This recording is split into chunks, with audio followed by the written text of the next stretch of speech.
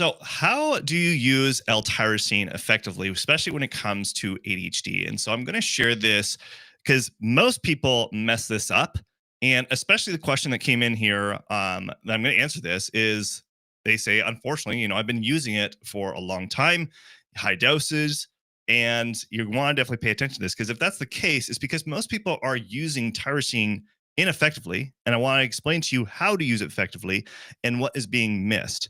So what I usually do is when I'm looking to use tyrosine, there are certain other things that we need to test for to understand how to use it effectively and what else we need to use to utilize L-tyrosine.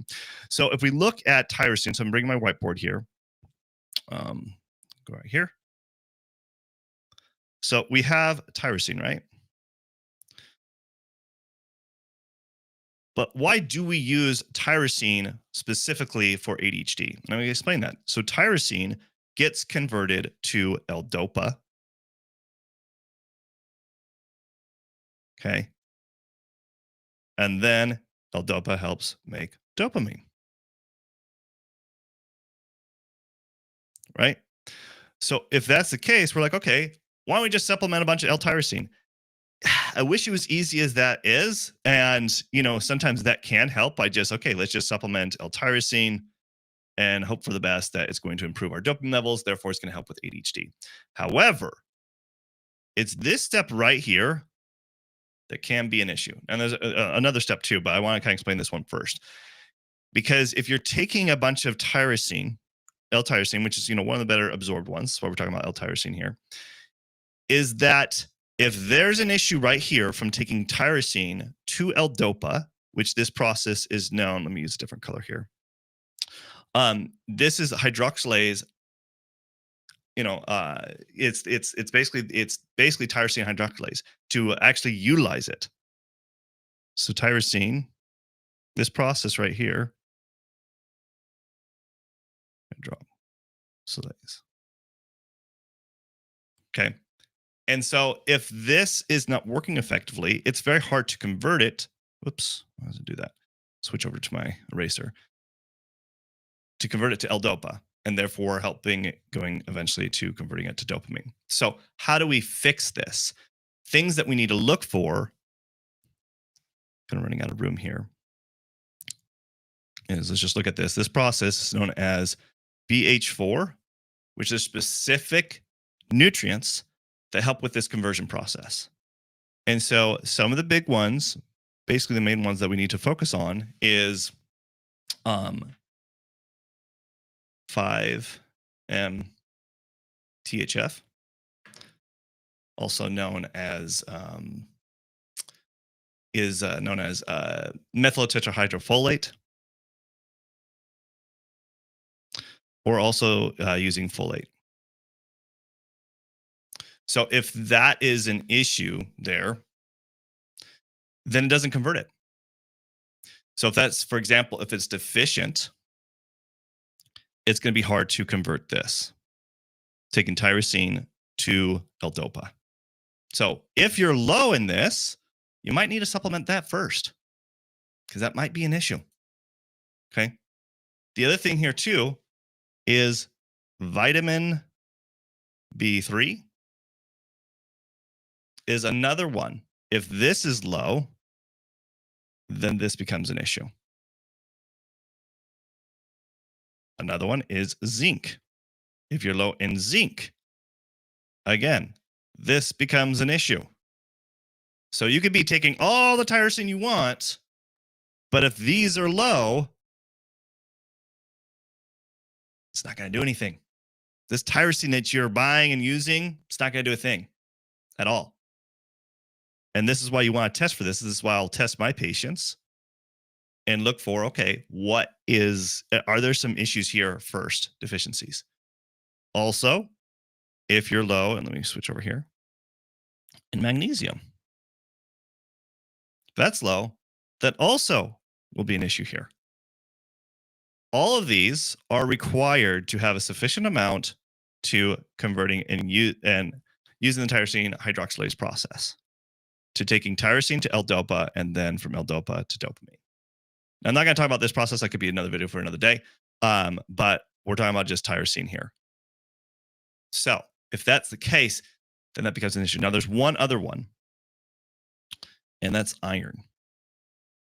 So if you're low in iron, it's also required for this process right here. So you might want to test for your iron levels, and then that might be the culprit of why this is an issue. Now, I get this a lot of information. You can, in the description below, you can check out my natural dopamine boosting protocol, which goes over a lot of these different labs to run and also to improve dopamine levels, obviously tyrosine being one of them in the process. So you can get that in the description below. It's a free guide that you can use that I use with all my patients and clients. Now, another step to this whole process too, that could be why tyrosine is not being effective, is we don't want to always have to supplement tyrosine. So let's say this process right here, use a different color now. We'll use yellow. This process is good, right? It's working effectively. And you're seeing that, okay, tyrosine is, but do we always want to have to rely on tyrosine? So why is tyrosine an issue in the first place? Like, why is tyrosine low in the first place? Because if that's the case, shouldn't we figure that out as well? Well, I think we should. And that is what makes tyrosine. And so that's phenylalanine, right? If you guys have been following me long enough, you guys know I talk about this a lot. Alanine. I would spell this wrong because it's just so word heavy. Sorry, I'm a dyslexic moment here. Phenylalanine. Let me rewrite that again. You guys.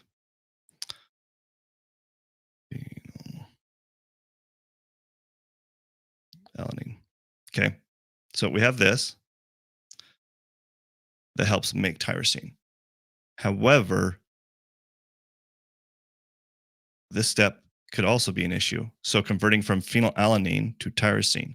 And that can also be because of the process of known as phenylalanine hydroxylase.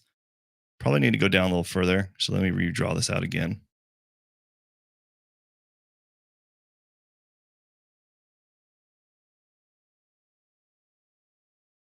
All right, so we got tyrosine.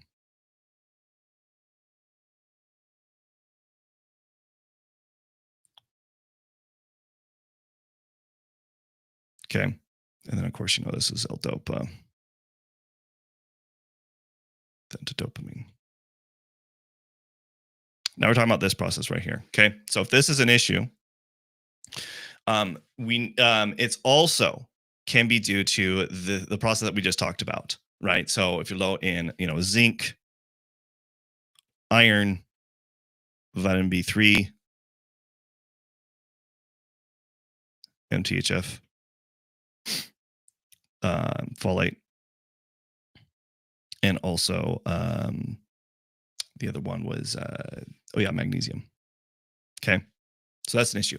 However, another reason this could be, it might not be this that's the issue.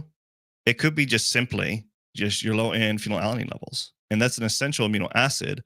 So supplementing for that can make all the difference to improve your tyrosine levels.